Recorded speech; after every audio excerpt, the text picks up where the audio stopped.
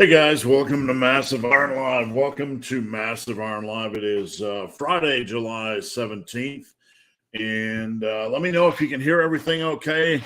The connection is good. My internet connection looks a little bit crappy today, but we'll just power through and see how it goes. How's everybody doing? I appreciate you joining me. For those that are new here or tuning in late, I do this live every Friday at 11 a.m. Eastern. So if you're not doing anything, put it on your calendar and join us. You can post a question before live starts for a chance to win something free, some free crap, right? Not crap, but some free stuff. And a couple things before we get started. This is the longest running live Q&A in the history of the lifting universe. At least that's my claim. You can fact check that if you want. I'm here every Friday. If your question doesn't go through, it's not me throttling you or screening you. It's YouTube. So try reposting your question, rephrasing your question, or shortening your question. Sometimes that works. So how's everybody doing? I had a good chest workout yesterday. Absolutely crushed it. My bench press is pretty close to 400 right now. I'm getting to the point where I want to test it because every week it just is feeling light. And yesterday I hit 285 for an easy 12, and that was fatigued. That was my third set. I've been doing my big set fatigued and just been moving really quick. It just feels light. You know, sometimes when you're benching, it feels heavy. This is just feeling light, which is a really, really good feeling. All right. I got sore chesticles. Before we get started, quick commercial for you guys. If you're not a member of Team Massive, go over to teammassiveiron.com. Join us. We got a big booming community, probably one of the best, if not the best, lifting communities on the internet. And we keep it troll free and hate free and all that kind of good stuff. So check that out, teammassiveiron.com. If you need coaching, go over to superlivingtoday.com and check out the coaching tab. I'm pretty booked up. I think I have one slot available. I don't really watch it too closely. But if you are interested in coaching, check that out. I have tons of workouts at superlivingtoday.com. Check out the workouts tab. And I also have whey protein and creatine. I'm not trying to be a supplement company. But if you want some quality products and want to put $5 in my pocket rather than one of these big supplement companies, I'd appreciate your support. And what else? Apparel. I got some pretty cool apparel over at superlivingtoday.com. Just lifting stuff, massive stuff, a lot of fun. Again, I don't make a lot of money off it. I do it more for fun in the 7 free seconds I get a week. So check that out. Now, let me remove this. Before we get started, just a reminder, every week, if you post a question before live starts, you get a chance to win a free Team Massive membership. I added this into the mix. T-shirt, hoodie, gym bag, whey, creatine, whatever you want. If you win, I give that away every week if you post a question before live starts. All right, let's dive into things. Assassin from Team Massive. Hey, Steve, I'm your biggest fan. I'm your biggest fan, Assassin. You can put that in the bank. True story. I appreciate you being a part of the team. Such a important and vital part of the team. We appreciate it. HB, what's going on? Hey, Big Hairy Ugly Dude, is there a particular training split you'd recommend for someone who wants to build muscle while boxing? Usually it's the upper posterior or torso limbs. Either of those, you can stay flexible and usually train 3 days a week. And if you're boxing a couple of days a week, you can kind of structure those, appropriately. That's probably the most flexible schedule. A body part split, it would work as well. You just have to kind of structure things when it makes sense. So really, not really. A lot of it's going to be personal. What works best and feels best for you. I'm going to reboot the internet here real quick on my end. So hold on for 2 seconds because the connection is just absolute crap.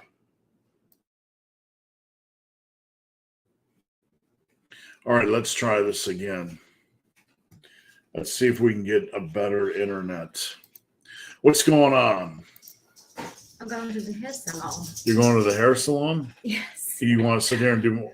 Watch out! Don't fall out of your shirt there.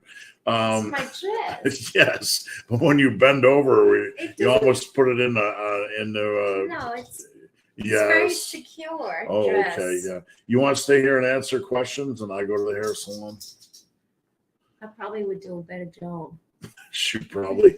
Okay, probably do a better job. All right, have fun. I'm gonna roll on. Okay, you've got the boys. All right, where were we?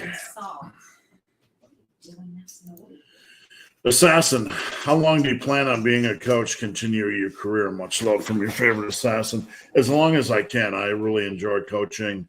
It's an honor to do it for a living, and I'm going to keep doing it as long as I stay relevant.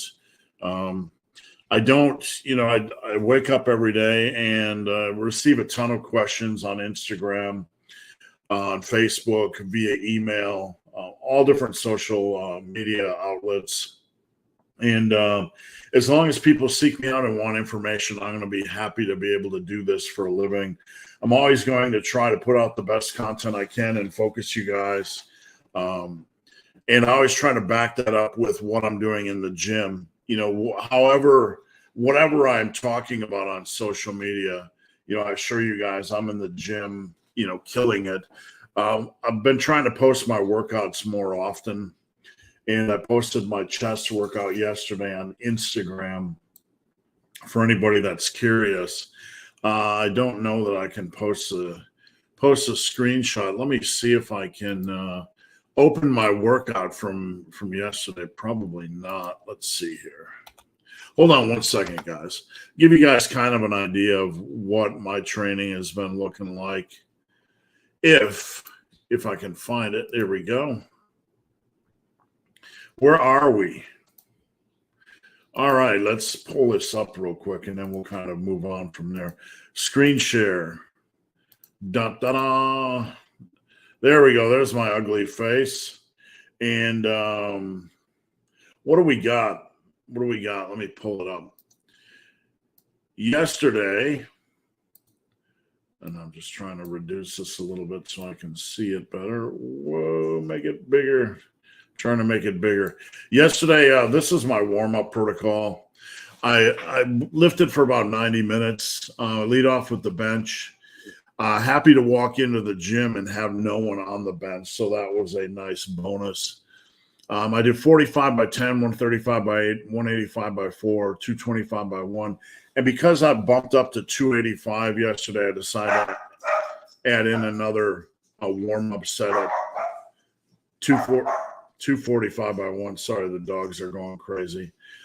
And then I did 285 by 5. I like doing the kind of the CNS primers. So I did kind of 5 sets for 2 sets of 5 and then a set of 12. And then went on to dumbbell bench. That last set is getting pretty tough, just from a triceps fatigue standpoint more than anything. And in the gym I'm training at right now, they don't have 5-pound steps. So the next step up is going to be 120s next week. But we're going to do it. We're going to see what happens. The isolateral chest press, I tried that for the first time yesterday. And when you press, you kind of press together. I could get a pretty good chest feel. Lockout was a little bit difficult, but my triceps were a little bit fatigued at that point. So you see kind of a volume and a weight and a 1-rep max PR. That's because it was the first time I tried that exercise. Barrel press is going well. Again, by then, my triceps are so fatigued that usually the last set is mostly triceps fatigue. Then I did JM press, really torching the triceps even more. And I tried a different variation at this gym of the triceps extensions. And man, I was so torched. I was struggling to get in 8 reps. All right, enough about me. Big Tim, thoughts on using 8 reps as a progression marker for Pendleys? Yeah, I'm a big fan of that. Pendley rows, when I get up to 10 and 12, I mean, I can do them, but it's more of a struggle. So I have no issues with you guys using lower reps on Pendley rows, 6s or 8s. And sometimes when I do 6s, I actually add in a 4th set. You could even add in a 5th set if you want. I find it's easier on my lower back, and I can maintain form a little bit better. Big James, how would you progress someone from a novice lifter to an intermediate based on your workout programs? Most of my workout programs fit together well for anybody. Now, novice, obviously, you're going to take 3 or 4 months to kind of ease into things and get your understanding of the form down on the big lifts. But after that, most of my programs work well for anybody. I mean, what I put out for you guys, I'm using for myself as an advanced lifter with minor adjustments. So my programs, one of the things about the massive iron programming world is that, what's up, buddy boy? Buddy boy, all the days. Come here. Come here, buddy boy. Oh, buddy boy, how's it going? One of the things about my programming of the massive, thanks for your tongue in the mouth, the massive iron programming is that you can pretty much use it at any level. You just kind of have to adjust it, you know, based on injury history and lift preference and that sort of thing. What you say, buddy boy? This is buddy boy. This is my boy. This is my big boy right here. He's a little chichi. He's a little dude, but he's a great dog. What do you say? You want to be an international superstar? You want to be an influencer? Yeah. Maybe you can be an influencer. Where are you, John? Where am I, John? If you can only do 2 workouts at the gym and 2 at home with a dumbbell and an easy bar, would I still run? I don't know. You're getting into kind of rough territory. You can't really do a lot of good leg work with a dumbbell and easy bar. Back work's going to be a little bit more challenging, you know, without a barbell, because you take a lot of lifts out of the mix. Prime lifts for back, like Meadows rows and Pendley rows and Yates rows and barbell rows and T-bar rows. So I would probably do the posterior stuff at the commercial gym. In the home gym, you can get in a lot of dumbbell stuff and easy bar stuff. You can get in a lot of dumbbell benches. You can get in barrel press. You can get in flies. You can add in push-ups as a superset for chest. And then for shoulders, you can do bulldozer laterals. You can do dumbbell upright rows. You can do seated dumbbell overhead presses, laterals, et cetera, et cetera. And then obviously with the dumbbell and easy bar, you can get in, you know, your biceps and triceps work. So if you're going to do anything, I would do the upper work at home. Big Tim, I've been considering doing my chest supported T-bar at lower reps. Will it not be, after having programmed them, I don't like going too low, Tim, on movements like that, like a 3x6. Since you're already doing like a Pendley row at 6s or 8s, I would not take those down to 6s at all. I would keep those at 8s. I wouldn't go lower than 8. I'm not a fan of that at all. Keep the reps up a little bit on the non-major compound movements. I saw you're making a 6x25 workout. Who is it for? Actually, I started doing this PDF and I've been working on it, and I'm going to continue to work on it. I'm not trying to rush it, but I started out with the idea of doing 6 workouts for 20 minutes. And I'm like, what could you really do? You know, because there are some people out there that need this stuff. You know, they have kids. I have somebody that just changed jobs and he's working out in the morning and he has more limited time. So It started out as 6 workouts a week, 20 minutes a day. That's 120 minutes a week. So it's about half of the normal work. You can still get in a lot of quality work. So this is more for guys, lifters that are struggling, that are short on time and still want to get in some work. Now, basically, I'm putting together this. This is going to be called Massive Minimal. Options for guys and girls that don't have all the time in the world. So I'm going to have a 6x2, 6 workouts, 2 exercises a day. I'm going to have a 5x4, or no, wait, 6x2, 5x3, 5 workouts a day, 3 exercises. So 6x2, 5x3, and I'm going to have a 4x4.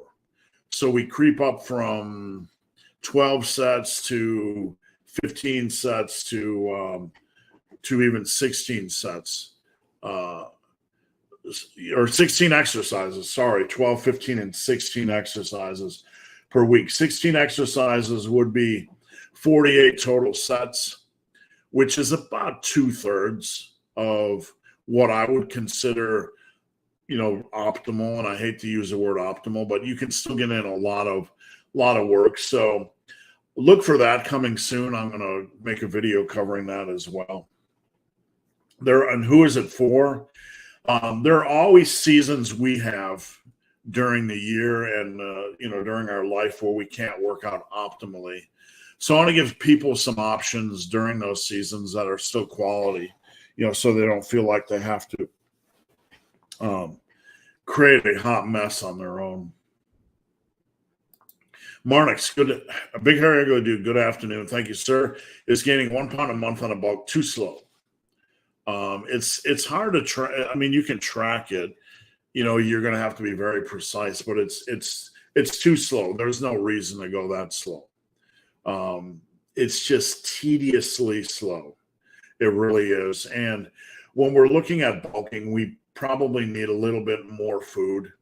2 pounds a month is a really good minimum. And you can do a 6-month bulk there by gaining about 12 pounds. And that's really not a lot of weight to lose. So I would kick that up a little bit. Also, can the upper posterior program be done in a home gym? Yeah, absolutely. I have a lot of home gym clients. It's not leg heavy. It has the same amount of legs as it does, back and shoulders and chest. My clients that don't have a lot of equipment at home, they're doing Bulgarian split squats, or doing squats, or doing lunges. Some of them have leg extension equipment. Some of them can do the sissy squat. Some of them squat twice a week to make up for the lack of leg equipment. Some do front squat variations, or a front squat is a variation. So we can usually piece together 4 good exercises. If not, we just would run it with 3. You've talked about reworking the 2-year extreme mass program. Absolutely. I got it on my to-do list right now. Who will it be for?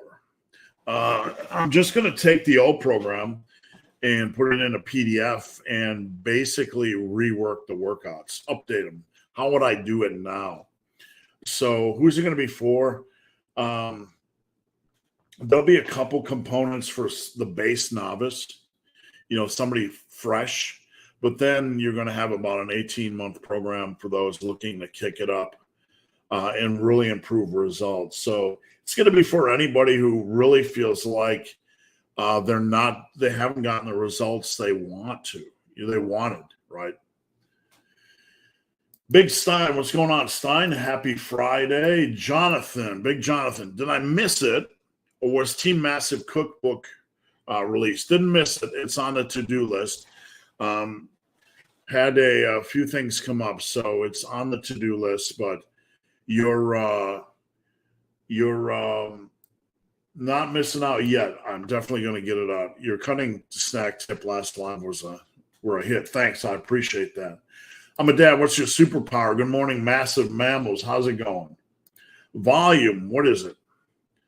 I've seen people who say that the only volume to track is number of sets. Guys, look, don't overthink this stuff. Don't get into the overthinking world. Right? Don't like need to track volume of anything, really. I don't track volume, I don't track tonnage. All you need to do is have a good selection of exercises and try to get your plus ones. My question for you is, why does it matter? Use the tools that I equip you with. A quality number of exercises per week, a quality, reasonable rep range, right? That's all you need to worry about, because what I am doing, I start with about 72 hard sets a week. That's an average place to start, okay?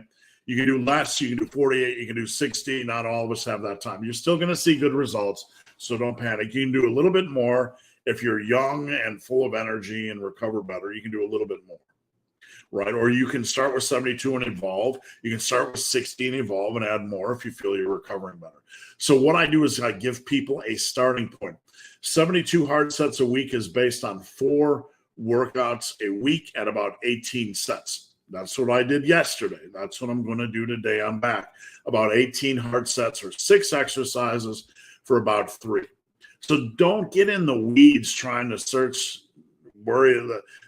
I got you covered, guys. I got you completely covered. And do you need to track tonnage? No, you don't need to track any of this stuff. We're trying to build muscle. Focus on hard sets and improving over your last workout. That sets versus reps, or even sets versus reps versus weight, are useless. They are useless. You can track them if you want. It's like tracking. It's like tracking your sex life if you want. Do you find value in it? Then track it. It's like tracking your favorite football players' statistics, right? Do you find value in it? Then track it. But is it required? No. You don't need to know tonnage. You don't need to know sets by reps and monitor it on a graph. None of that stuff will add any value to hypertrophy. The only value it'll add is if you find it interesting to comb through useless data, right? But it doesn't add anything to hypertrophy. I got you guys. I got your back. Everything in the Massive Iron world is structured off starting with 72 hard sets a week. And this is the starting point. These are not rules, right? But you start with 12 hard sets for quads, 12 hard sets for back, 12 hard sets for chest, 12 hard sets.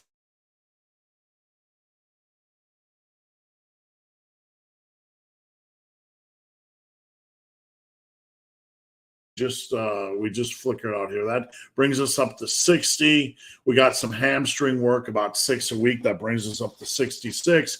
And then you can fill in the crevices with a little bit more arm work, with deadlifts, with shrugs, with calves and abs, that sort of thing, to get you up to around 72, if that makes sense. Any tips for dealing with calluses? I have them. Mine are permanents. You probably can't see them. And I don't know. I wear VersaGrip Pros, which reduces them a little bit, but never gets them to go away. I don't know, man. I don't really. You can't prevent them. And I know that's not what you're asking, but tearing, I don't know. I've never. Sometimes I just peel away the little extra loose skin, but I don't really have bad calluses. So there are a lot of smarter people on the internet about callus, removal if you want to do so. I don't know your situation, what kind of straps or VersaGrips you're using. Mine are so hard from 38 years of lifting that they're like little hard rocks in my fingers. So they don't really tear. I don't do any aggressive gripping without VersaGrip, so I don't have a problem with them beyond just being what they are. How do you determine the angle of your feet when squatting? I have a video called Pick Up the Quarter. I actually have 2. You get in like you're standing in a room. Okay, I want you to stand in the room. And now I want you to brace yourself. Don't think. I want you to brace yourself. your feet, your hands, like somebody's about to run straight at you. Okay, just brace yourself. Get your feet in a natural position. Look down. What's your foot width? What's the angle of your feet? It's usually out just a little bit. It's not like this, right? If somebody's running at you full speed, you're not going to have your feet angled out like some dipwad, right? You know what I'm saying? They're not going to be like pointed in, right? You know, like some kind of deformed thing, right? So it's just kind of natural if you're going to brace yourself if somebody was running at you. Usually it's just a little bit out like this. Saw a video linking it to hip flexion. At first, I felt like overthinking. Foot angle is everything. Foot angle and thigh angle is everything in the squat. 90% of the bad squats I see is because we got the foot angle, and either someone's knees are going to be, the angle of their thighs are inside the angle of your knees. If that's the case, when you squat, your heels are going to rise and roll in. You're going to place stress on your knees and your hips. Or somebody has their foot angle way out like this, and it's like, it feels natural for me. Well, that might be all good and well, but I do not give a shit, right? Because if your foot angle is out like this, to squat perfectly, you're going to have your angle of your thigh reach that, and it's almost impossible. So we do not care how it feels, like having your feet angle way out here, because your thigh can't reach that. You're just going to place stress on your feet and on your hips. So it's extremely important. And forget all the hip flexion, all the what you need to know is you have the natural angle of your feet. And when you squat, the thigh has to match that natural angle of your feet. If not, if it's inside, your heels are going to lift and roll in, and it's going to toss you forward. It's going to place stress on your lower back, your knees, and your hips. If the angle is too far out, your knees are too far out, you're going to run into issues as well. Big Jonathan. Yesterday, you posted a client transformation of someone who lost 50 pounds in 70 days. How long was this bulk cycle? Over 18 months. And he gained maybe 75 pounds, Harut. So, we never start out, I never start out with anybody saying, we're going to do a 75-pound bulk. But when you get somebody that is crushing training, never complaining, right? One of the key components of training is, are we complaining? I'm not talking about coaching, but like in our lifting, are we complaining? This is too hard. That's too hard. This is too challenging. I need a deload. I need a reload. My big fat toe hurts. I need to take 3 days off. Complain. Look, there are valid reasons to take time off, right? But if you find yourself in bitch mode where you're looking for excuses not to train hard or tweak my elbow, I can't, I go into the gym like, what can I do? What can I destroy today, right? So if you find yourself in excuse mode, a long-term bulk is not for you. First thing you need to do is get over yourself and your bullshit excuses. Because most of our excuses are bullshit, right? Just bullshit. If you expect to train and not have some minor strains and pains, you're wrong. Anything physical, you're going to have some minor joint issues, some minor tendon connective tissue issues, whatever. They're just part of the process, and they don't mean you're doing anything wrong. A long-term bulk, it really has to be this orchestrated effort of perfect training, perfect effort. We're not getting injured. We're in that smooth zone. We're consistently pushing for plus ones.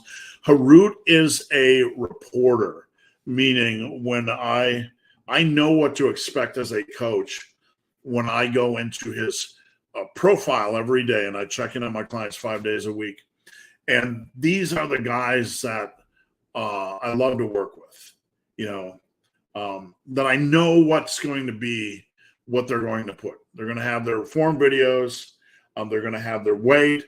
They're going to have their commentary on what took place.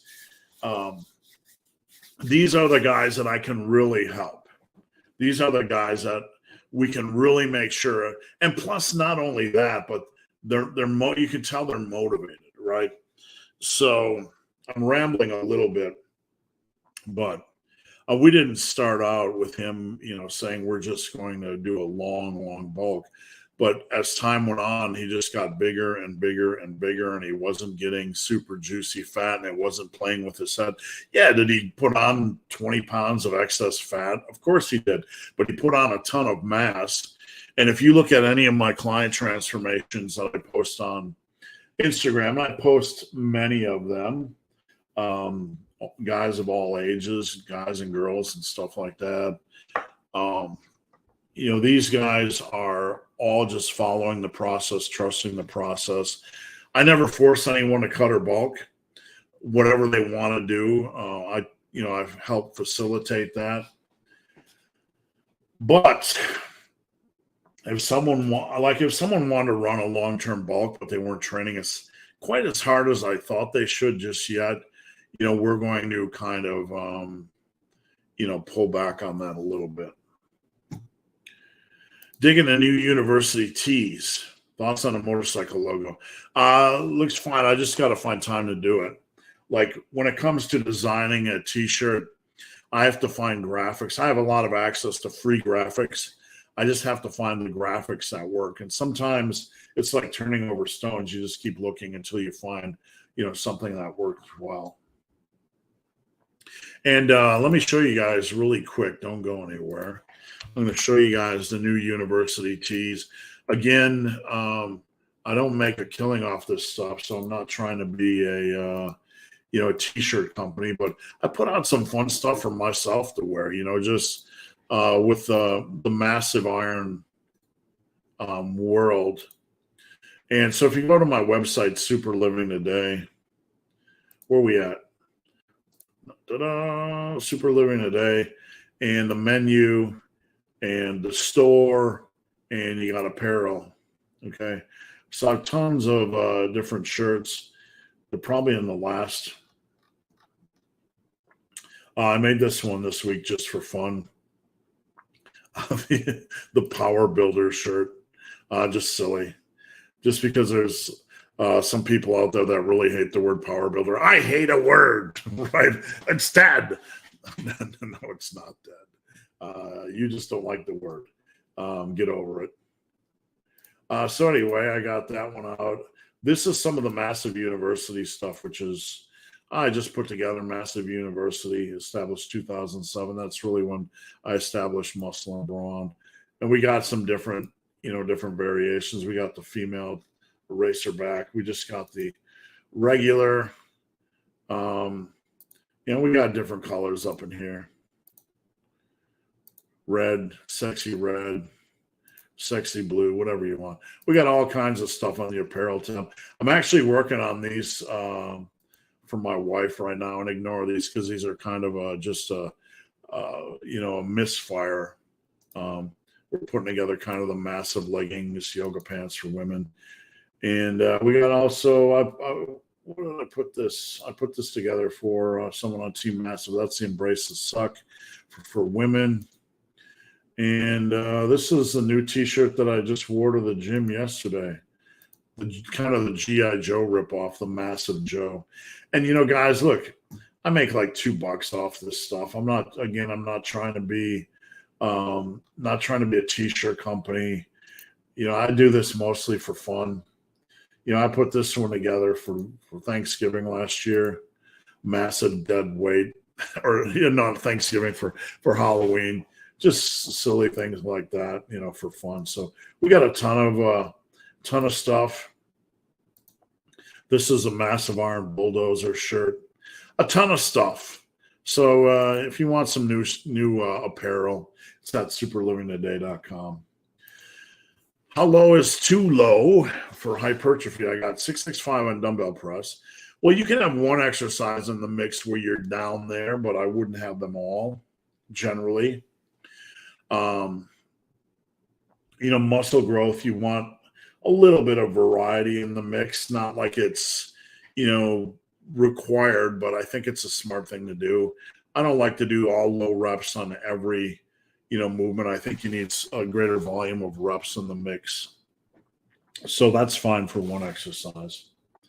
Barbell Bryce, I can't think of any good question. But I appreciate everything you do. Thank you. I appreciate your support. Big Howie, the winner of Team Massive Iron membership last week, can recommend it to everyone. Thank you, sir. And don't be shy about diving in. Post questions, post form videos, DM me with questions. I'm there to help. Y'all talk about how you used to abuse food.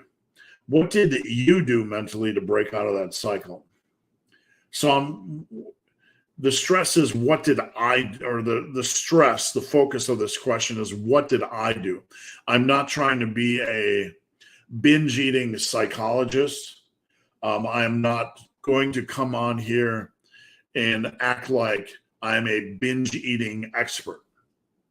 So I want to frame that because many of the influencers, many of the YouTube celeries, right? Many of the YouTube gurus and coaches will come on here and act like they know everything about everything, and they'll give you life advice on everything. And I'm a lifter. But what did I do? Number one, you have to realize I'm abusing food, right?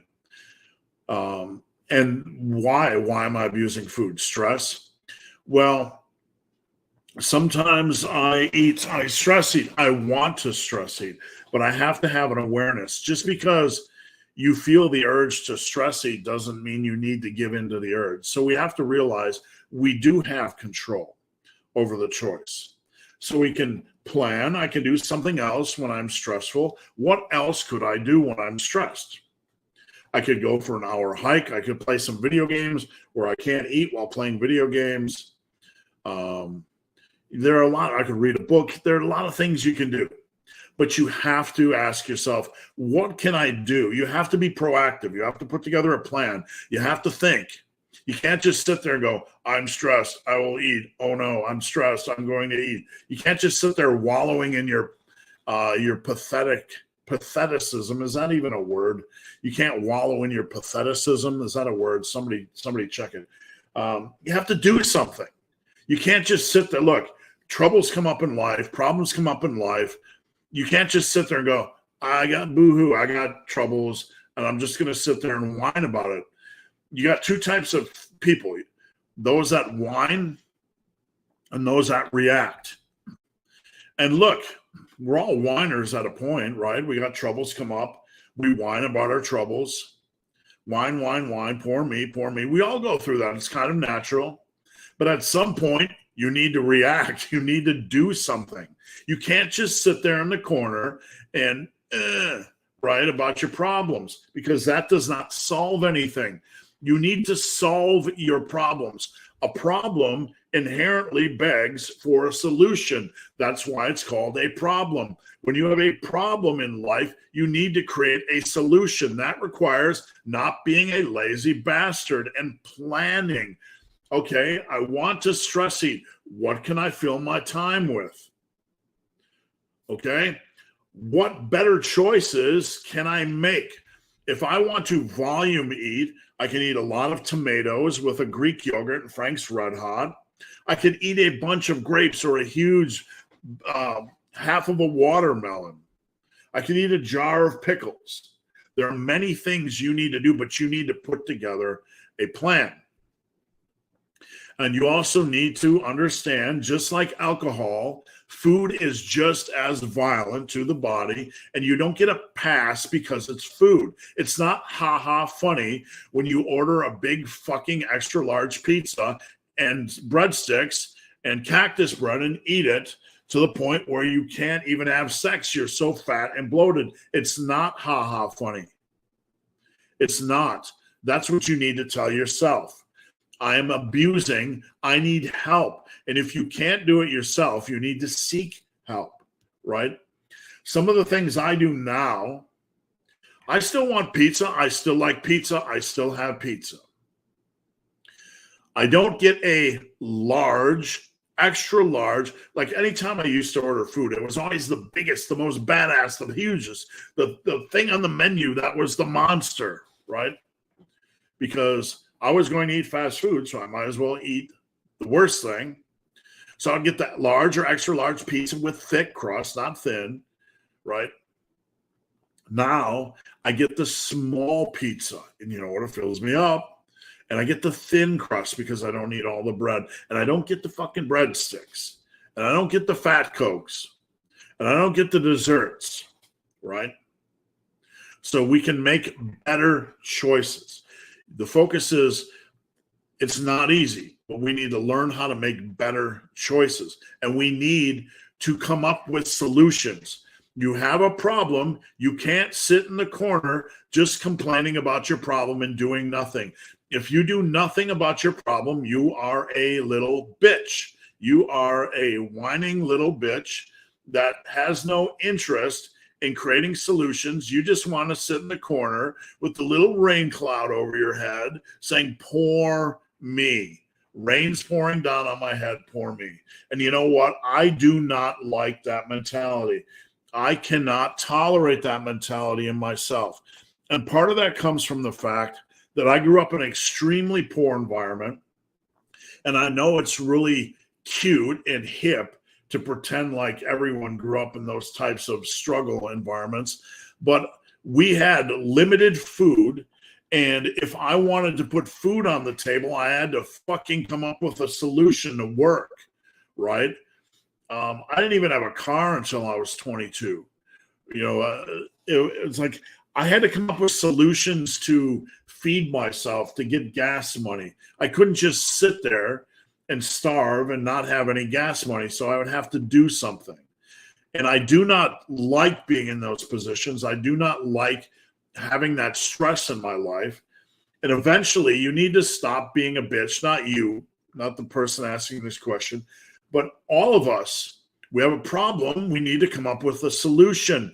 We need to spend 5 fucking minutes out of our weekend, excuse my language, out of our day. If you can't find 5 to 10 minutes to come up with solutions, propose solutions to a problem, you are your own worst enemy. And whatever befalls you, you brought upon yourself because you are facilitating it. You're not reacting to it.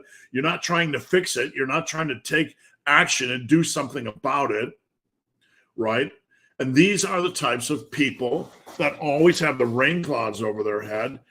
Look, I deal with people that are morbidly obese, and all I ever try to do is get them to plan. And I'm going to be honest with you because I care about them and I care about you. And maybe you're not morbidly obese. Maybe you just want a better body. Maybe you just want to eat better, whatever your thing is. But if you are too fucking lazy to come up with a plan, you can't expect anything good in life. You cannot expect anything good in life. If you cannot sit down and find 10 minutes out of your week to solve a problem, put together proposed solutions to a problem or something that isn't working, it doesn't have to be earth-shattering. It can be a food swap. It can be, what could I do with my time when I'm stressed? What is a better use of my time when I'm stressed? So I'll be less likely to binge eat. Any of these things, right? Any of these problems. I don't feel like working out. When I get done with work, it's 7:00 and the gym's packed and I'm tired. This is a problem. We have to sit down and go, what is the solution? What is the solution? And if you're not trying to come up with solutions, you have earned the right to remain silent because you have no right to bitch. James, and I'm going to give you the free Massive Iron goodies this week because you sent me on a rant. So if you want to, I'm not sure if you're on Team Massive. I can't remember who's all on Team Massive, but excuse me, my nose is itchy. Not picking my nose, it's just itchy. If you want anything you want, Massive Iron Whey, Massive Iron Creatine, Massive Iron Hoodie, Massive Iron T-shirt, Team Massive membership, whatever you want, just message me on Instagram at BenTheBarman, or email me benthebarman@gmail.com. And while we're talking about it, please head over to Instagram at BenTheBarman, and follow me. I do Q&As over on Instagram twice a week, and I'm not sure why my nose is itching.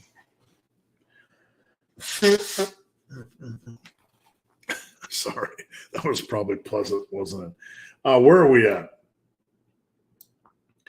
James, what would you recommend to do when I can't afford coaching but join Team Massive? Well, Team Massive allows you to get micro coaching, so you need to use it, right? There are many avenues on Team Massive. You can ask me questions. I check them daily. I stay up on all my questions daily. Um, you have access on Team Massive to most of my workouts, and if one of them is missing, let me know and I'll put it up there for free. So Team Massive members have my workouts for free. You get a good workout. You get 4 form checks a week. You get guidance. You want me to monitor your bulk? I will. You know, I'm not going to give you the same attention as a client, but you can get a lot out of it. You know, so if you're not getting good results, you know, make a post about it, make a thread about it. What can I do? This is my struggle. What workout should I use? What, you know, I'm struggling with this, you know, so on and so forth. I'm there to help you guys on Team Massive. And I'm not gonna beg people to ask for help. You know, people can come when they want help, and it's also a community aspect. I don't want Team Massive just to be micro coaching. I want it to be a community, right? So it is, and I want people there to interact with everybody else as part of a community. You know, as part of a safe place to go, but you also have the opportunity to get help, and I will help you as much as I can. My clients are always my top priority. My client work is always my top priority, and Team Massive is second. I always have Team Massive up, and what I do is I'm watching the chat on Team Massive and doing clients, and that's how my day basically goes. Big DB Denver Blues. Currently, I can only hit the weights twice a week. Bummed because I'm a skeptic of that. It is possible. It absolutely is possible. Don't be a skeptic. Hard work is always rewarded in life. If you look at the course of a 5 to 10 year training career, at minimum, right? That's just for starters. We're all going to have seasons where we can't be perfect in everything, but you still crush what you can crush. If you could only run twice a week, could you become an ultra runner? Yes, you could. Can you gain a lot of mass over 3-4 years only training twice a week? Yes, you could. Coach John Christie, who didn't always agree with his programming, but he trained, thousands of people on only 2 workouts a week.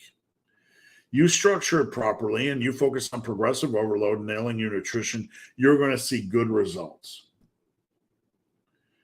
DM Cook. Do you ever or have you done a training? I hate bands. Yeah, I've done bands. I've done reverse bands. We were talking about this yesterday on Team Massive a bit. Chains, yeah. I have a lot of videos on this channel with me using chains. I had chains in my old dungeon gym. I used them on a lot of lifts, bench and squats and deads. Very experienced with chains. Bands I don't like as much. I find them to be more unstable. I just don't like the curve as much as I like. Chains are unstable, right? But I don't like the curve, the lifting curve, and the feel of bands as much as I do chains. Does that mean you won't like bands? No. But it's a personal thing. You got to try them. I just do not like bands. I like chains. Maya, do you have any recommendations for warm-up movements other than cardio? Avoiding injury is going to be programming related, 100%. So there's no prehab or anything that you can really do that's going to avoid injury. What we have to do is have proper warm-up set structure. So on your big lifts, you want to do a proper warm-up set structure. That'll help pull in the central nervous system, awaken the central nervous system for those working sets. That's really the big key to avoiding or not encouraging injury. People that think they can jump into a set of a challenging exercise without a warm-up or feeler set, they're just encouraging injury. What you want when you're heading into a gym is, number one, you want your body temperature to be up, not extreme, but you don't want to feel cool or cold. You want to get some blood flowing in the muscles. So for me, just walking in the gym, walking to the bathroom, walking into the warm gym, finding the equipment, doing a few warm-up sets, that raises my body temperature. If it's extra cool, you can do 5 minutes of just treadmill walking to get your blood flowing a little bit. That's optional. But beyond that, you really don't need to do anything. Not at all. You just need to make sure you do at least one warm-up set. If you're going to do a big bench press or whatever, you might, I forget where you're at, Maya, but you might need to do 2 sets. And the folks that are a lot stronger, would need to do more, obviously. But injury, with the focus on injury, the key is just doing a few warm-up sets and making sure your body temperature is up, and you'll be good to go. D&D, if you could go back to your first few years of lifting, would you do anything differently? No, I had amazing first 2 years of lifting, and I had to focus on progressive overload, not good exercises. I'm not really sure I would do anything differently. I just, maybe I would have focused more on barbell and dumbbell rows. I was doing dumbbell rows, but I never did barbell rows. I would probably deadlift. I didn't deadlift until 2006, 2007. Really, that's the only difference, I think. There are exercises I wish I had access to back then, like pendulum squats and leverage squats, but we just didn't have the equipment. So, that's just speculation. I don't even think that equipment existed back then. Barry, do you do any flexibility work? Nope. No, I do not. I have no passion for it, no care for it. How flexible are you? I actually tested myself to see how flexible I was, and I can touch the ground with knees locked cold, so it's not like I'm inflexible. Most of my issue is just like girth. Like I can't touch the back of my head because there's a point where your biceps get so big. Like if your biceps are small, you can get your hand closer down, but the bicep actually prevents the bicep and forearm mass prevents them from collapsing. Does that make sense? So the forearm mass and the bicep mass isn't an issue here, but right here they're pushing against one another, and that does reduce not your mobility, because you can't improve that. I can't make my arm going down any further because I got muscle pushing against muscle here, right? So that reduces a lot of the range of motion. My big issue, obviously I'm not Ronnie Coleman level mass, but my big issue is just the muscle kind of gets in the way of things a little bit. Does that make sense? So it's not so much a flexibility issue as it is that you can reach a point where you are muscle bound, where you can't, I can't touch the back of my head. That's not flexibility. We're just not going back there. Derek, what was the name of the joint care supplement you recommended? It was Joint XT, and I don't know if it still exists. Joint XT was recommended by some of the top names who knew joint supplements and knew the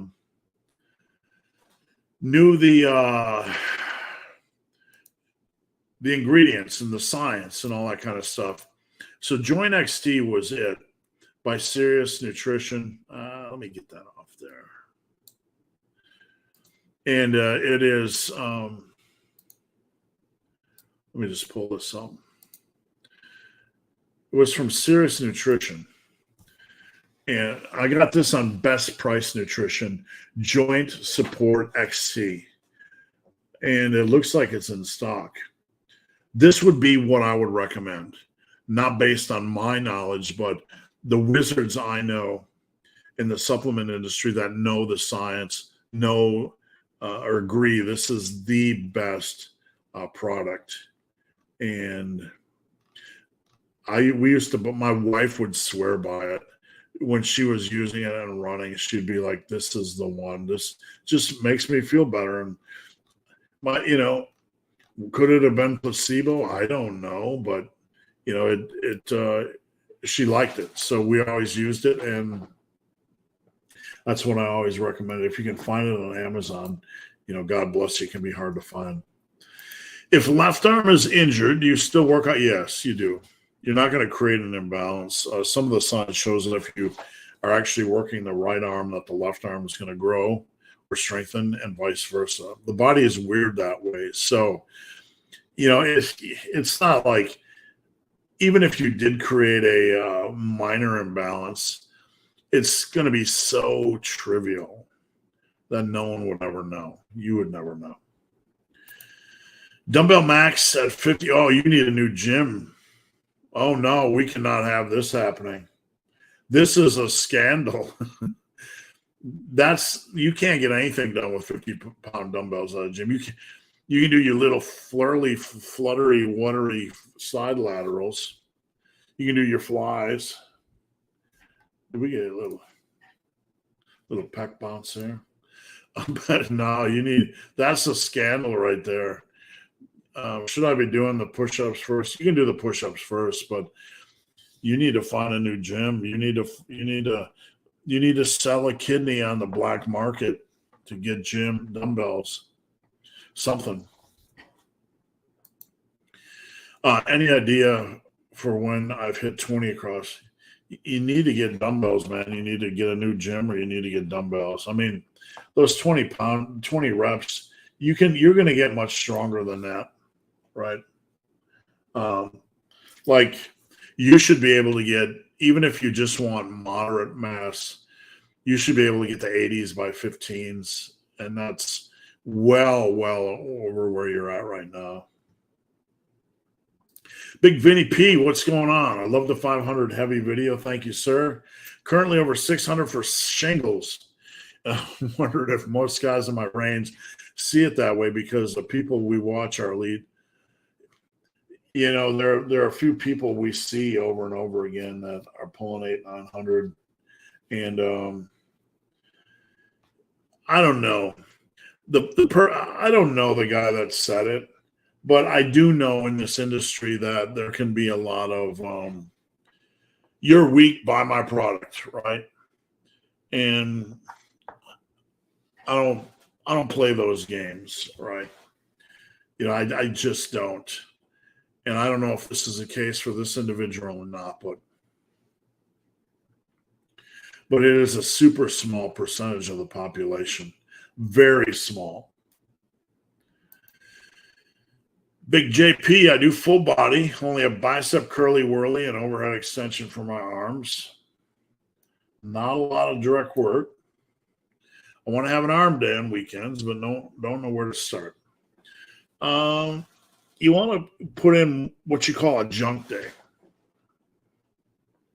So a junk day you can put in on upper posterior, upper lower, full body, even a body part split. A junk day, you probably want to start with 2 exercises for biceps, 2 exercises for triceps, and then you could add in whatever you want: rear delts, calves, abs, traps, whatever you want, right? I do a junk day, and sorry, I had a phone call. I do a junk day, and I do 2 exercises for biceps and triceps. I do 2 exercises for rear delts, bent over flies and rear delt swings. I did an exercise for calves. Did I do anything else? And I think I did behind the back shrugs, which I'm becoming a big fan of. Rico, how's it going, Rico? Thanks for tuning in. Have you had any feedback on your Bulldog program? I just had some. Was that you, Rico? I just had some feedback on my Bulldog, and where was it?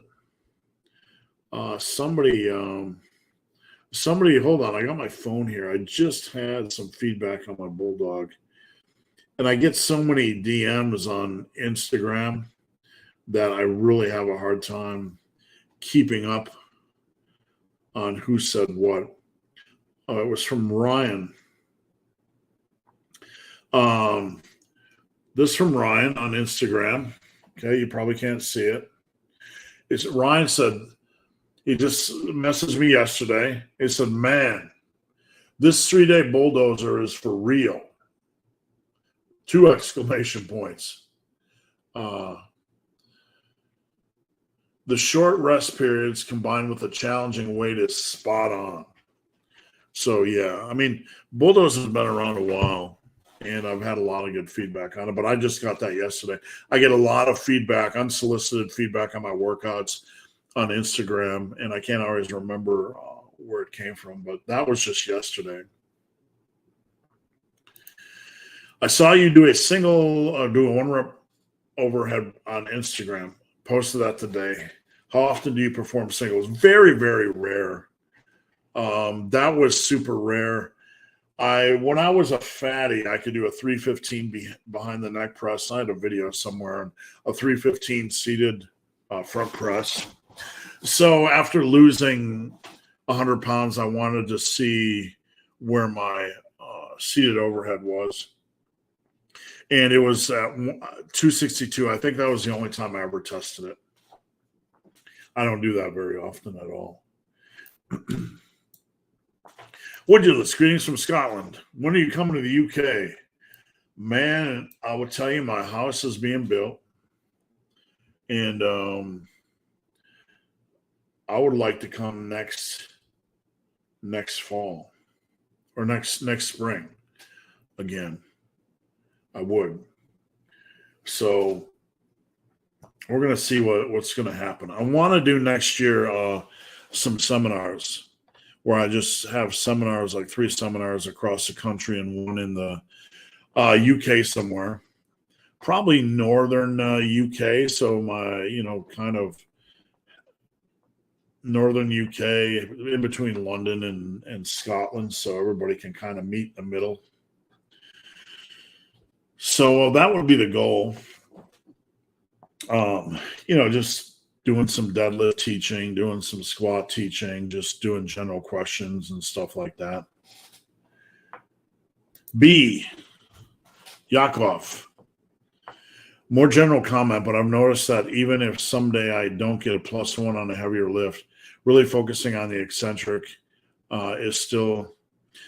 I always focus on control, right? It's really easy at the end of a set or the last 2 reps to get sloppy. So I always focus on control. Watching from a bus while eating cold chicken in the UK, and I know it's raining. Yeah, it's like one of the worst things in the world would be eating cold chicken on a rainy day. All right, guys, we're about an hour in. I'm going to stay on as long as you guys have questions. So pile them on. If you're new here, don't be shy about your questions. Post them up. Oh, that's inappropriate. My zipper's erect. Let me get that down. Just jokes. We're just humor. Don't be scared. I'll be on as long as you guys have questions. So don't be shy if you're new here. Post up your questions. I'm here to help. Amanda P., will you be making more fitness equipment? I don't know. It's selling slowly, and it's good equipment, but the money investment, the charges and the storage and stuff like that it ended up being more than I thought. So I just don't have the demand. If the demand was there, I probably would. How necessary is the post-workout? In the long run, it's not necessary at all. A lot of overhype. Look, do I believe that you should listen to your body and eat when your body is hungry? Yeah.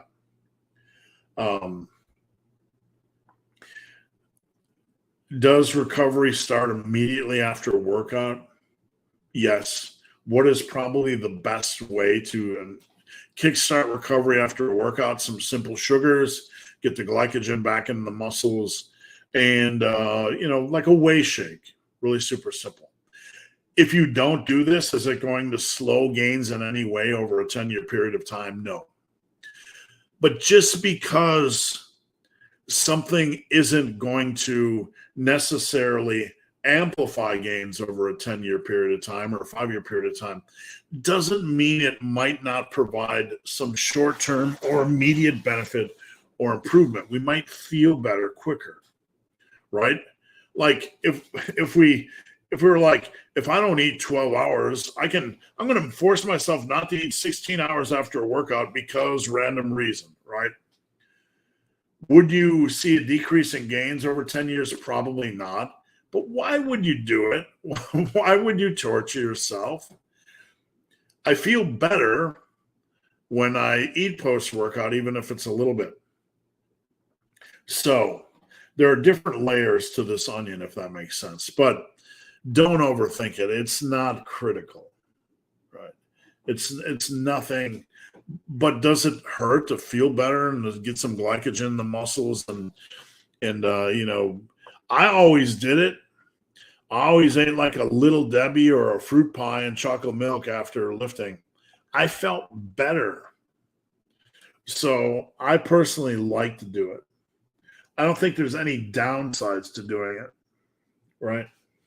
And then I would eat an hour later.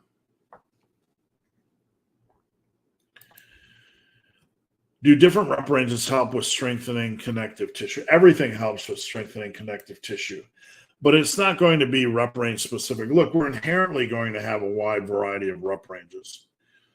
Yesterday, I did bench presses in the 5s, and then I did bench presses in the 12s, and I did dumbbell benches in the 10. I was using 110 pounds on the dumbbell bench for sets of 10. That's going to strengthen connective tissue, and that has nothing to do with rep ranges, right? Because it's heavy weight. So we have to think more about heavy weight. Seeing your current client result you posted yesterday at Psych Me for MES, it's really helpful. Yeah, I mean, everybody has different levels of leanness that they want to stay at. And I can only tell you what I would do if I were training you, not trying to coerce you or force you to do something. But I think you should spend 6 months, 8 months, and 20 pounds. And then you know how to get lean. But I think that would be beneficial. You need a longer-term bulk. I think that would be beneficial for you. Big Robert, what do you recommend for starting a creatine? I'm a complete noob. First off, go over to superlivingtoday.com and search creatine. I have a massive creatine. And again, I'm not trying to be a supplement company, but I'll take the $5 for a good product. I have a good product.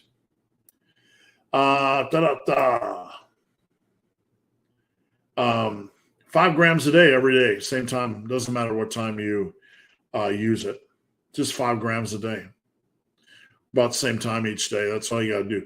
It matters that you take it daily.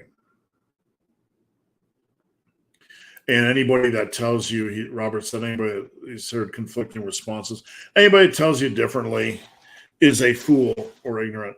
Creatine has a lot of benefits.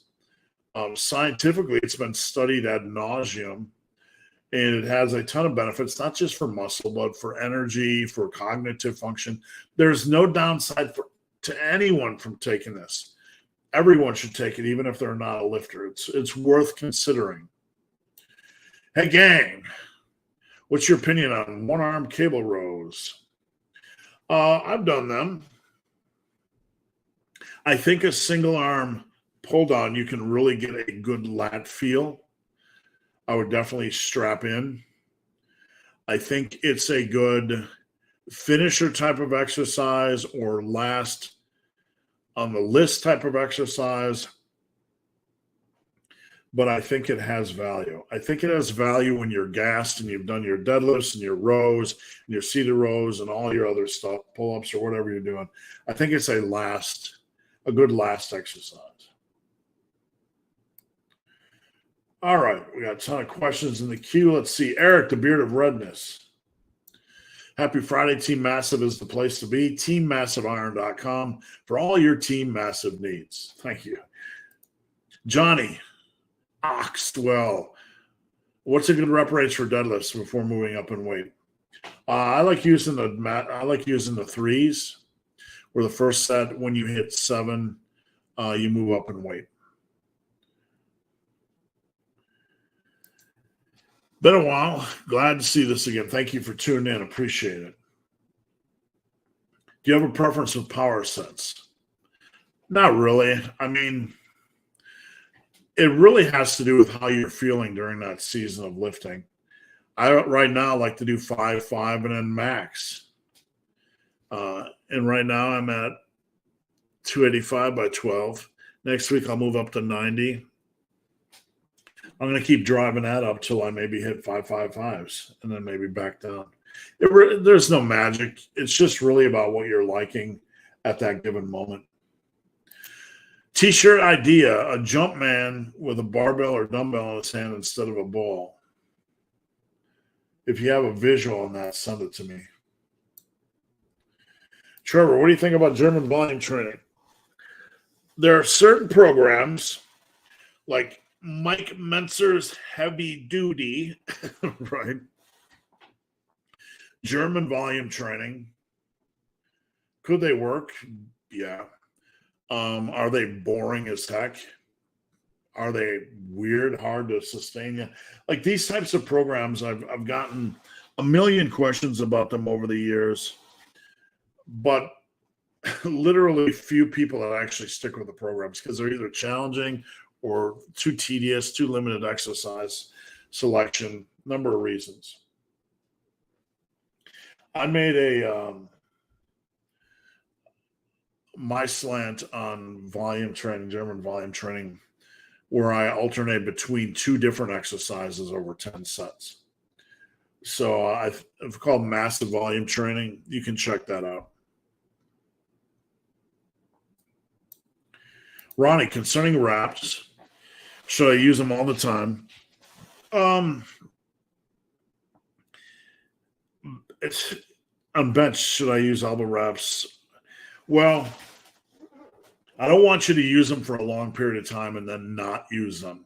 You're probably going to have to go lighter because that little bit of support, like if you use wraps for an extended period of time, you probably want to go lighter on by 10-15% on weight to let your joints acclimate again. If you're going to slap them on, for squats or leg press, the same deal. You probably want to go lighter and let the body acclimate and work up over a few weeks if you go off of them. I wouldn't just arbitrarily use them for support on a one-off unless it's like a really rare occasion where something's not feeling right and you just want that extra support. The top at my gym for tricep pushdowns is short as all get out. Been trying out a single arm version. Single arm's all right. It really depends on getting a good feel, but it's fine as a variation. Any supplements you'd recommend for a 30-year-old lifter? Well, general supplements I recommend for anyone are I take ashwagandha for just general stress management. I take ashwagandha gummies, common deficiencies D3 and B12. I take fish oil. Very little downside taking fish oil. I take fish oil. I take a multi as well. And I take melatonin before bed. Those are the big ones I take. B3, D12, ashwagandha, multivitamin. We're commonly deficient in D3 or B12, so those are pretty good options. Have you ever used kettlebells? To a trivial degree. I mean, you can really do anything as a finisher as long as it makes sense. So, yeah, I have nothing against that. What's the best lift for a big, juicy bubble butt? Asking for a friend. The best lift is always a combination of lifts. You guys have heard me say this a million times, but the best is always going to be a combination. Always going to be a combination of multiple lifts. So your quad work's going to call into play your big juicy butt, things like lunges and reverse lunges and all that kind of stuff. You want to have a good exercise selection, and that'll be your best bet. My friend is the same question. We all want the big butt, right? John, hope you're well. Can you build muscle on 3-day push-pull legs? Yeah, but it's not my favorite way to do it. I mean, the pull is basically a body part pull day. Legs is basically a body part leg day. And push, you got everything crammed in there. I would rather see you do upper posterior or torso limbs alternating between those 4 workouts 3 days a week. Anywhere on when we might see massive grip pros. Yeah, I've had some companies want me to sell me some. I can produce some, but I don't know. That's a lot of inventory. When will we see a beta release of your app? We're looking at this fall, and we're working on it slowly. So my developer's in Greece right now, but we're working on it slowly, but it's going to come around. How much muscle can you reasonably put on after 30 years? Well, if you haven't put on much already, you can put on quite a bit. I have men in their 50s just crushing it. So you can put on quite a bit. You just have to do what you can do in the gym and be patient and nail your nutrition. It's not pretty much maintenance. No, it's just not. You're not dead. I mean, you're talking 30 years after you get over age 18 or 30 years after you're close to natural potential. I guess that's a question. I'm sorry if I misread your question, but it really depends on how far away you are from how much mass you have. You can still put on a lot of mass if you haven't built a lot. Which muscles are getting less hit when doing 3-inch rack pulls? Well, it depends on your height and your limb lengths and leverages. Harut is tall. So for you, being 3 inches off the ground would be less lower back stress, which would be a good thing. It would just transfer more stress basically to your upper back. That makes sense. So it depends on the individual.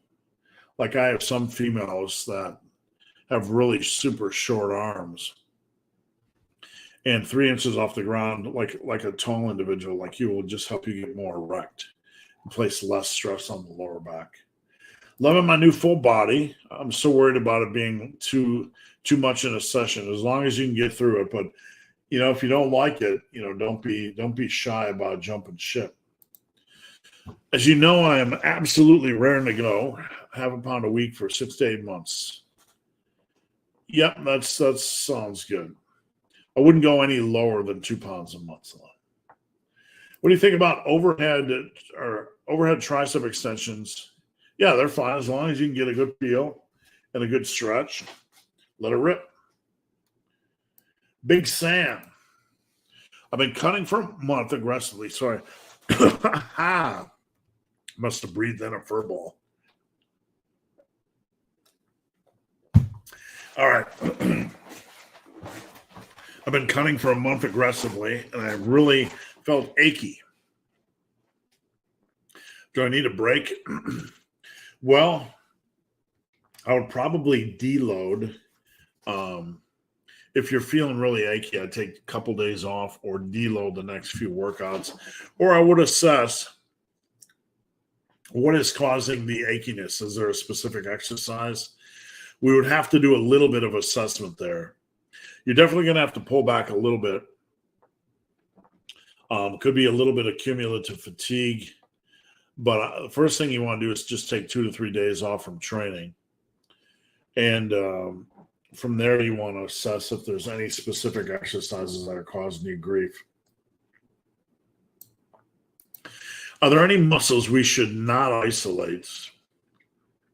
Well, the rotator cuff isn't really a muscle we're training for mass, so I don't get into that. I'm not doing any rotator cuff work. That scares me. That's an area that I don't know the ramifications of beating the crap out of it. I'm definitely not going to work it out during a muscle building program. Big JP. I do full body, only a bicep curl and overhead extension for the arms. Oh, we already did this one. Sorry. Is there a big hypertrophy difference between doing the last set for as many quality reps as possible versus all the sets being as many reps? Not really. I mean, it is more challenging doing all of them, but it can make the cumulative fatigue or stress over the course of a workout that much more intense. So we need to kind of balance that a little bit, right? And in the long run, there's not going to be really any difference.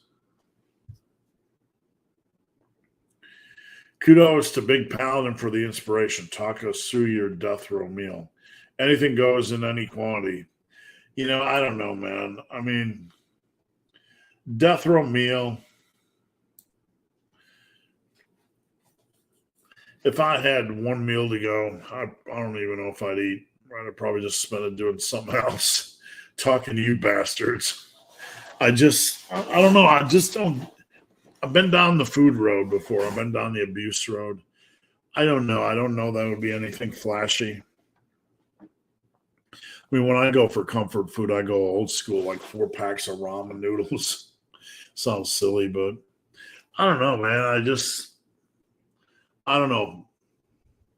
A beer and some nachos, some bratwurst. It's hard to go wrong with bratwurst. Corn on the cob with extra butter and salt. Ice cream, cheesecake. Pizza, we've all done it. Wings, we've all done it. Maybe a few wingies for good luck. Maintaining muscle on a 3-day split. Not sure what you mean, John. And a cut? Maybe you could explain a little bit more. Denver, could it be 2-day-a-week workout PDF is missing from Team Massive? Do I have a 2-a-day?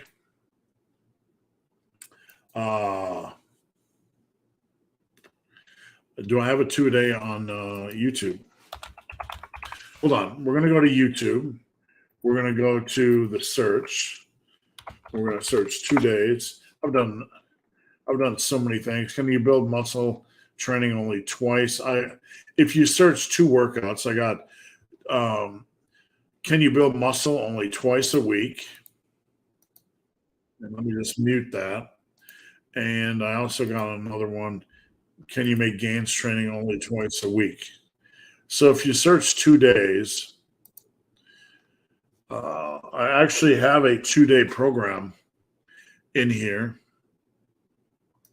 In one of these, I'm going to present this, share the screen.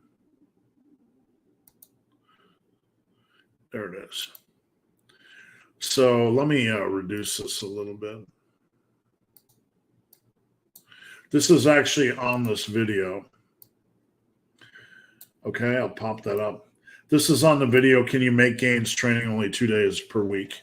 So I put together a simple structure. And day 1, day 2.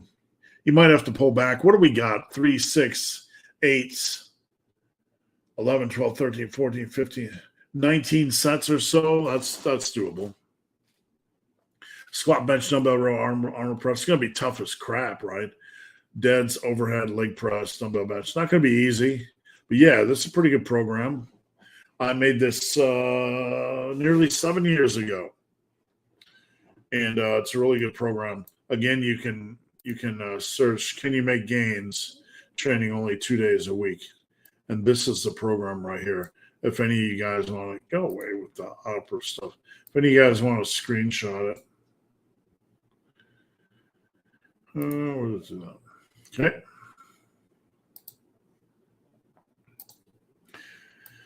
If you come to the UK, we can absolutely must have a team, UK team meetup. Yep, I'll train you guys into death, and then I'll drink you under the table. How about that? How about that? I've been known to drink a little bit like Andre the Giant when I not quite that extreme. Brendan, I'm sorry I've joined late. Not sure if the question was answered.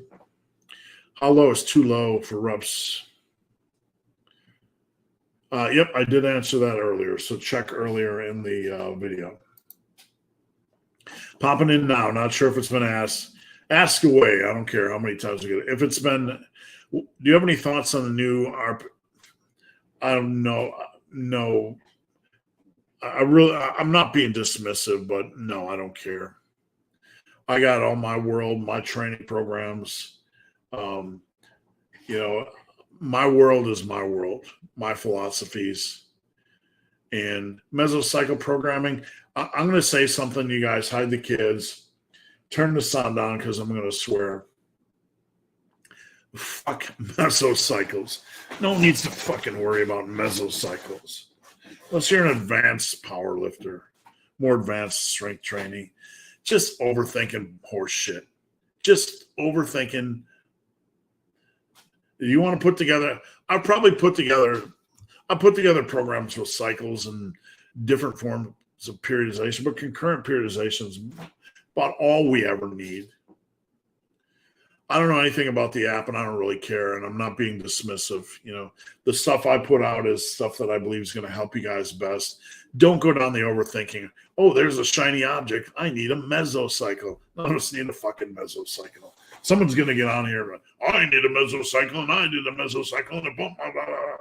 Like, okay.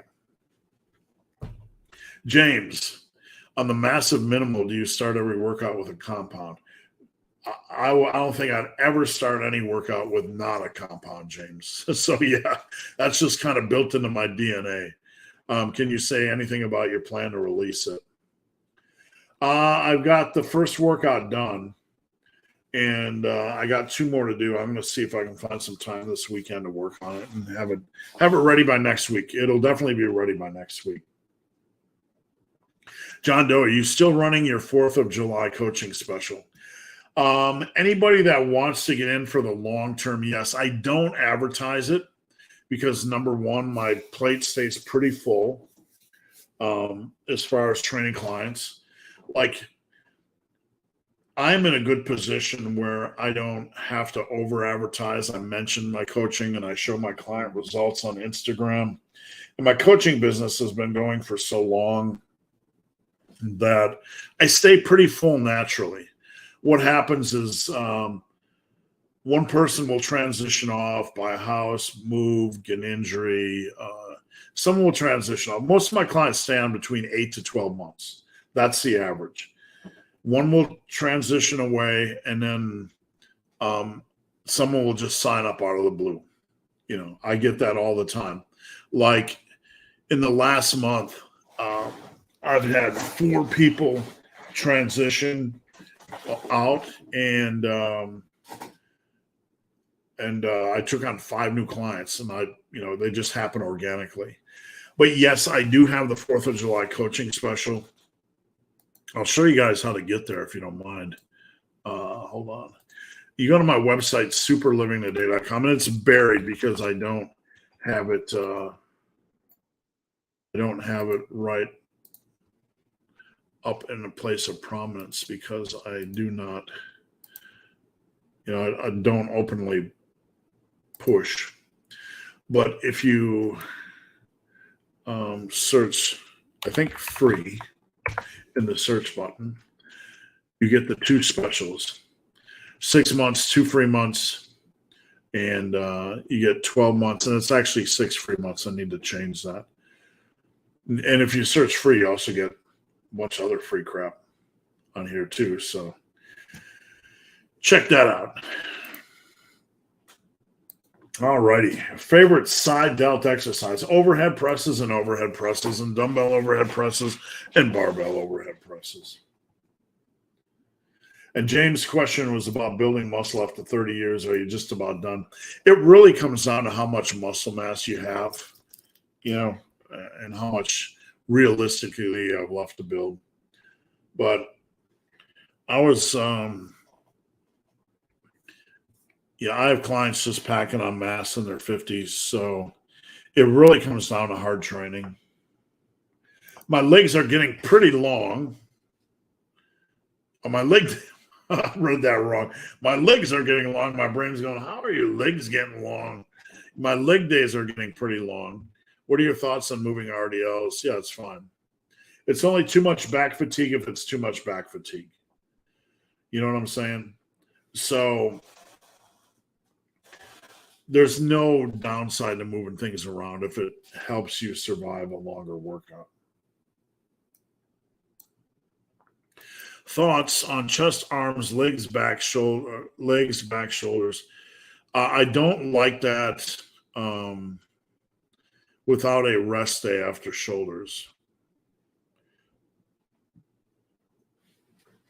because I don't want you going in with delt fatigue and tricep fatigue into your chest and arm day. So it's 3 on, 1 off. That's okay. How strong we should get on the bulking bench and deadlift before we cut? It's not about strength. It's about what is your top level weight? Where do you want to shut it off? What body fat percentage, what look? I don't really want people going over 22, 24% in a worst case scenario, because then we're getting into the unhealthy realm. Raphael, I train very minimalistic. That can be good and it can be bad. He went on to say 3 days a week, 8 different exercises. I wouldn't say that's minimalistic at all. If it's 8 exercises per day, that's 24 exercises. That's what I use that's what I use weekly in my 4-day. Definitely enough to grow. Out of all your programs, which are you most proud of? Oh man, I got so many programs.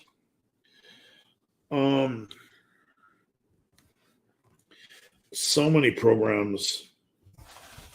It's hard to say. I think I am very thankful for the Power Muscle Burn, Power Muscle Block, Power Muscle Bulldozer family, because I literally have seen there's nothing magic about the program. Number one, it's basically what I built my muscle on. And number two, I literally have thousands upon thousands upon thousands of comments on all these about results. And if you doubt that, go over to muscleandstrength.com and see the first iteration, Power Muscle Burn. Let's go there right now. Muscle, strength, power, muscle. I'll just search Power Muscle. 4-day Power Muscle Burn. Okay. This was the original. And they put up some weird ass images and stuff like that. It's their website. I can't help that, right? So this was the original. They updated it in 2020, but 6.4 million reads. And they put in some useless supplements or whatever. 3.3 thousand comments just on this one. And I got other, the 3-day and the 5-day and just tons. This is just, recently, this is a wonderful program. I love the combination of heavy and burn sets.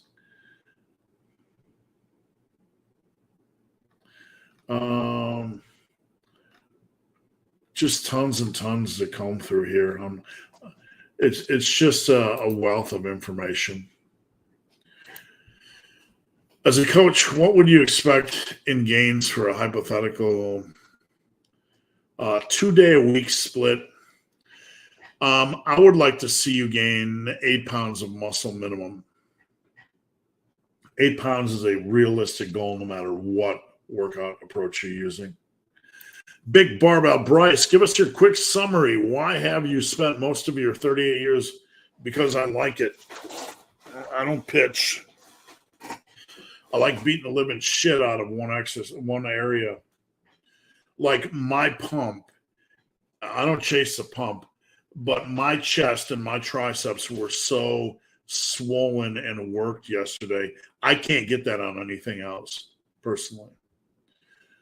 Just my chest and my triceps going in and working with that laser focus, everything feels like 3 times. It's just worked and worked hard.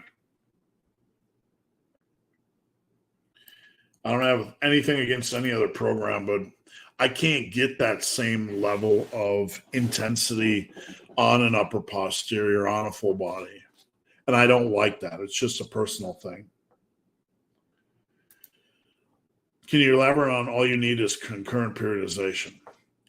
Yeah, so all we would ever need, most of us, not somebody who's after an 800-pound squat, right, is concurrent periodization. Concurrent periodization is basically training in a couple different approaches at the same time for the dumbed down way. So let's say you get pretty strong and you don't want to train super intense strong every week.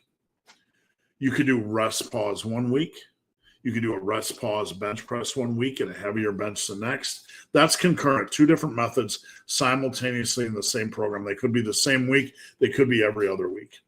Concurrent periodization has been shown scientifically, from the way I understand it, to be the simplest and probably the most effective form of periodization for the average individual.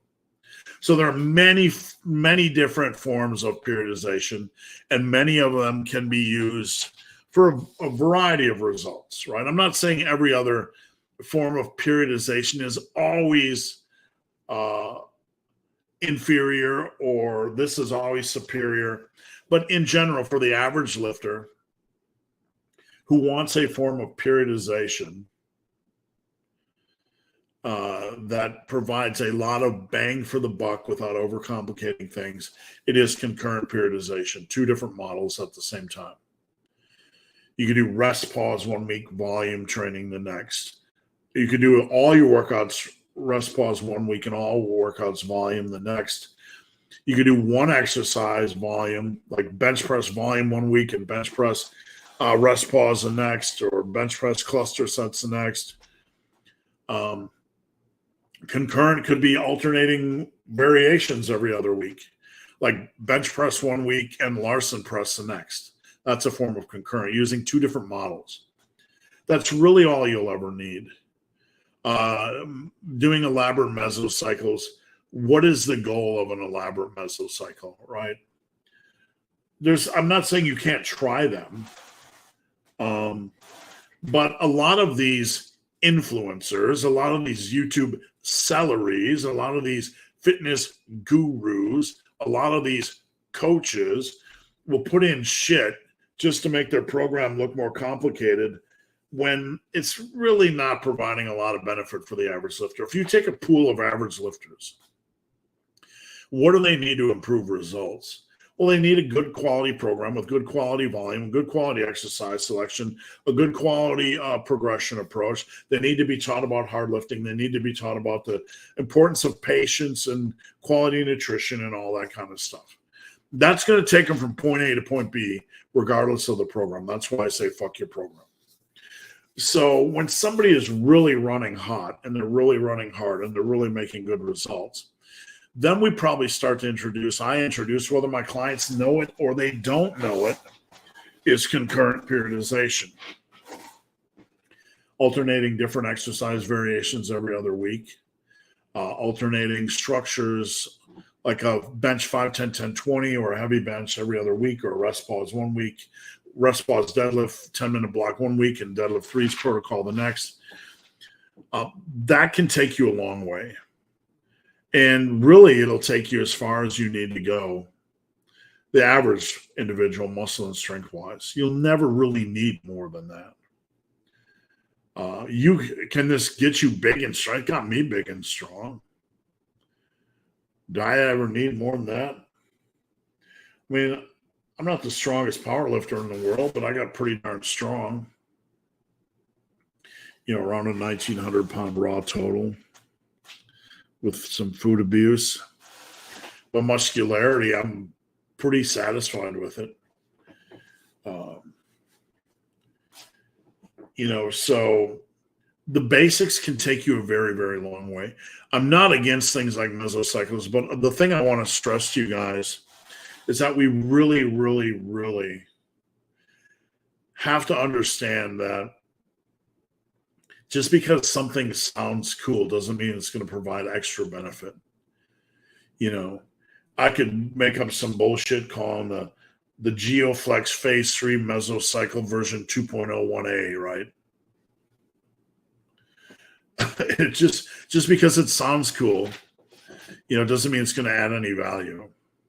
And most times it doesn't really add value over what we really need. All right, we got that one. Sorry. I have a cable machine in my home gym that I'm really not making the best use of. Man, you got to use that cable station. Lap pull down, seated cable rows, cable curls. Find a way to use them, man. That's a good tool. Yeah, you could do that. Well, however you want to slice it and dice it. There's just some good tools on a cable station.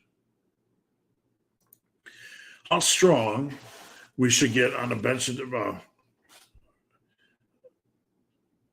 It's when you cut, it's not about how strong you are. It's about how you look. So it's hard to say. Your weight looks fine, but cutting is really dependent on how fluffy you want to allow yourself to get. Can you discuss shoulder girdle balance when it comes to having lots of horizontal vertical pressing? Well, one thing I've learned over the years is when I don't focus on an equal number of vertical presses as I do horizontal presses. Horizontal press sounds silly, but if you're standing up and pressing this, you're pressing towards the horizon. So on your back, it's a horizontal press. Vertical is overhead. There are periods when I ran where I missed a ton of shoulder work, and I got some really bad imbalances, some really bad shoulder pain. There was a point 3 years ago where my shoulder pressing was lagging so much because I was only training 3 times a week, and I'd always kick the shoulder workout to the curb. I could not get a barbell over my head. The pain was unbelievable because of the imbalances, because I had let my vertical pressing go. If you push things where you're only doing one plane, you are set. Like if you only did triceps and never biceps, you're going to develop imbalances. However we want to overcomplicate these things, you're developing an imbalance. And imbalances are never a good thing.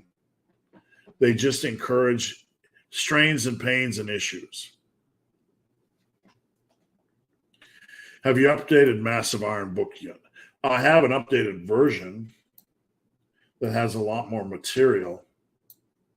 That's available as a book. If you go to my website, I'm sorry to keep pulling up screens for you guys, but let me pull this up. If you go over to my website, hold on a minute. Let me get some of these screens done. If you go over to my website and hold on, you go to menu, store, and books. These are real books. These are books that come in the mail books. You have the expanded edition, which contains 100 pages of extra content, all this kind of good stuff. Now, am I going to put out a new book soon? Yeah, I'm working on it. But it's going to be much bigger than Massive Iron. What do you recommend tackling cardio when you are too heavy? I tried running. Don't do any running. You don't want to do any explosive stuff. Hiking is a really good choice. Anything with a little bit of elevation change, it's going to be great on your joints. Hiking is great, great, great. You're getting out in the sun. You're getting your vitamin D. You're getting some elevation. I'm 100% about it. And if you can't, just go walking. Hey, Steve, just want to let you know the massive bench program has been working well for me. 2 weeks ago, I did 215 for 13. Nice. And this week I got 220 for 14. That's great. Really love hearing that. You're doing an amazing job. If you don't want to maintain, but also don't want to go full bulk after a cut, would you recommend a slow calorie ramp up week to week? I mean, it really depends on what we're trying to accomplish, right? A full bulk, eventually ramping up calories, you're going to get in a full bulk range. So you might as well just jump into the pool. A full bulk for me, you could do as conservative as 2 pounds per month. But if you go lower than that, you have to ask yourself, what are you doing to your results? Like someone like you, you're getting close to the end. And once you get lean again, it's going to be harder to get away from being lean. So you have to ask yourself, how do you want to approach the future? 10 and 10, where you don't get too far away from being flubby, right? Fat and chubby. 15-15. I think those might be more sustainable. 6 months, 15 pounds. 7 months, 15 pounds, and a quick cut. But slow, all it does is take away the results you're going to have during the slow months. Those are just wasted months. Ever been to Holland? Not yet, but one day we'll put it on the old bucket list. We already got that one. Big barbell, Bryce. If someone wants to bring up their bench, can it be done benching? Oh, yeah, absolutely.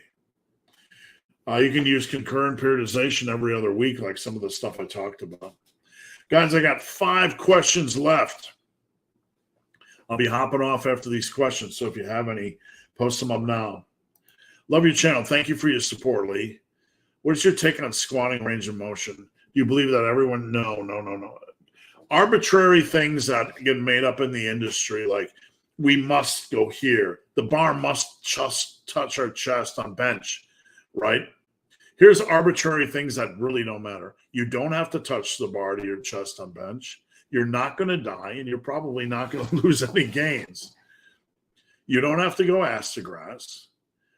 You just have to remain tight and try to go to at least parallel. Usually when you go to ass to grass, you're encouraging looseness in the hole and butt wink, and there's usually more downsides than there is positives, right? You see some people trying to barbell row to their upper chest. That's arbitrary. We want to keep things natural. We want to keep things tight. Does that make sense? Not trying to make you milk the body part split, but it just sounds so damn fun. That's fine. 2 weeks on a cut and feeling more urges to overeat. Any tricks I can apply?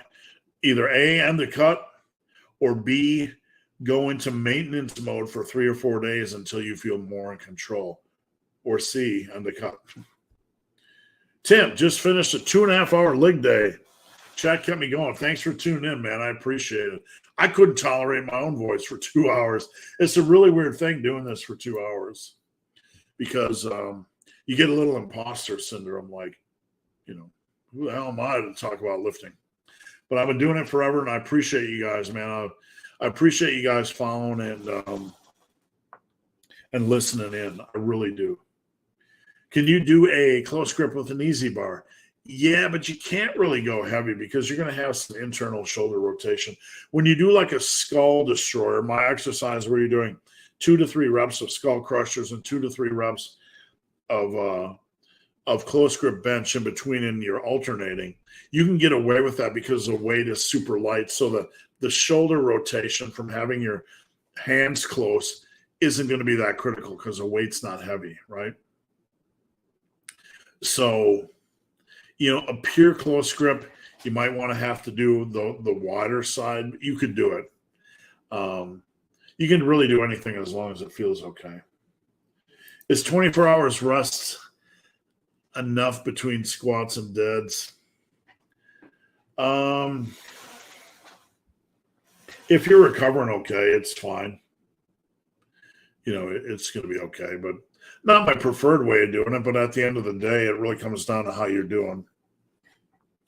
Bluegill Greg, thanks. Thank you for tuning in.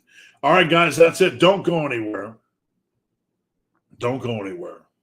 That's it for live. I appreciate each and every one of you. I appreciate the opportunity to help. Please come back next Friday. Bring all your bucket loads of questions. Just a reminder, if you want to explore coaching, there is a form on superlivingtoday.com. No obligation. TeamMassiveIron.com, the website. Please check it out. And if you have any questions, please head over to Instagram at the Barman. You can slide into my DM. I answer every question that is DM to me. It might take me a few days, but I get to everything. So I am there to help. So, guys, that's it. We'll see you next week. Have a good weekend. Stay out of trouble. And I am out of here.